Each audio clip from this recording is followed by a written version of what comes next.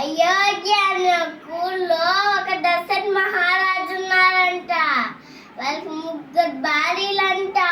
కౌసల్య, సుమిత్ర, కైకేయి ఉన్నారంట.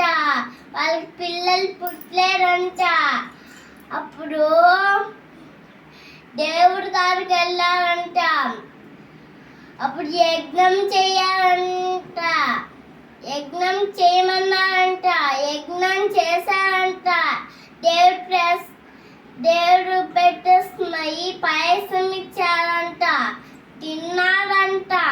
అప్పుడు వాళ్ళు పిల్లలు పుట్టారంట. ఎవరెవరు తిన్నారు పాయసం?